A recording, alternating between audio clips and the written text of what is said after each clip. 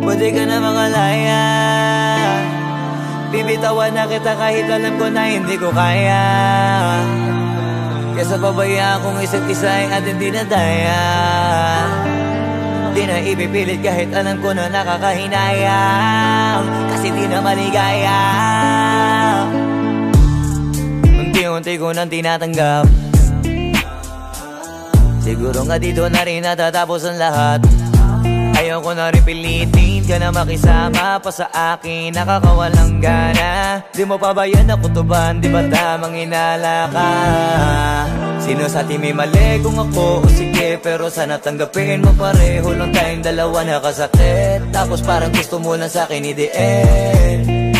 Ito ang epekto nito, nagka-depekto na tayo. Mahirap na lang tanggapin, di makukumpleto ang kwentong perfecto kung walang the end. Pwede ka na makalaya, bibitawan na kita kahit alam ko na hindi ko kaya. Kesa pabayaan kung isa't isa ay ating dinadaya.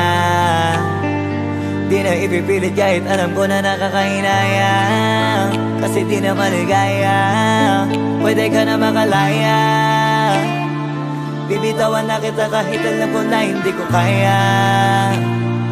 Kesa pabayaan kung isa't isa ay ating dinadaya. Di na ipipilit kahit alam ko na nakakahinayang, kasi di na maligaya. Sus, unti-unti ko nang tinatanggap, na ganun lang nawasak ka lahat. Di ko na pangatawanan na hindi kita iiwan, kaso lang hindi na kita kayang samahan pa dyan sa kadiliman. Pinagpapasalamat ko pa rin yung mga araw at gabi na naging sa'kin ka. Wala tayong magagawa, di tayo aandar kung meron kang palyadong makina. Kaysa naman lokohin ko sarili kong ayusin ang mga bagay na sira na. Paano pa tayo gagana, parehas na tayong hindi na maligaya.